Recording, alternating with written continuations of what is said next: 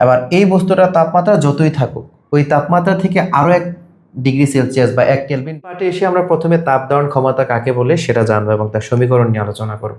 তো প্রথমে আসো ডেফিনিশন কি বলছে, যে কোনো বস্তুর তাপমাত্রা 1 একক বাড়াতে যে পরিমাণ তাপের প্রয়োজন তাকে কি বলে, তার তাপ ধারণ ক্ষমতা বলে।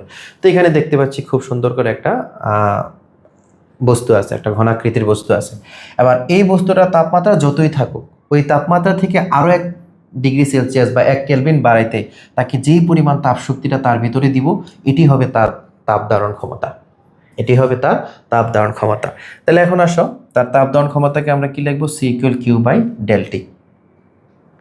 C=Q/ΔT। এটা কেন লিখবো, এইভাবে কেন লিখবো, যে আমরা তো বলছি যে যে কোনো সমীকরণের নিচে যে রাশি থাকবে তার ভ্যালুটা আমরা কি ধরতে হবে, আমাদেরকে কি ধরতে হবে, 1 একক ধরতে হবে। তাহলে এটাকে যদি আমরা 1 কেলভিন ধরি, তাহলে সি ইকুয়াল কি হয়ে যাবে বলো তো, সি ইকুয়াল কিউ হয়ে যাবে না?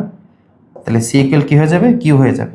তো এই সমীকরণ থেকে আমরা এই সংজ্ঞাটা দিতে পারি যে কোনো বস্তুর তাপমাত্রা 1 কেলভিন বৃদ্ধি করতে তাকে যে পরিমাণ তাপ দিতে হবে ওই তাপটাই হচ্ছে কি তার তাপ ধারণ ক্ষমতা।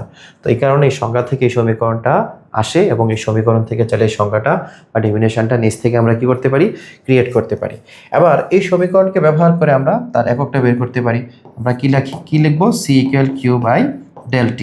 তাহলে সি সি মানে তাপ ধারণ ক্ষমতা, কিউ মানে হচ্ছে কি তাপ, তাহলে তাপ শক্তির একক হচ্ছে জুল, তারপরে তাপমাত্রার একক হচ্ছে কেলভিন। তাহলে যখন কেলভিনটা উপরে যাবে তার পাওয়ারটা ইনভার্স হয়ে যাবে।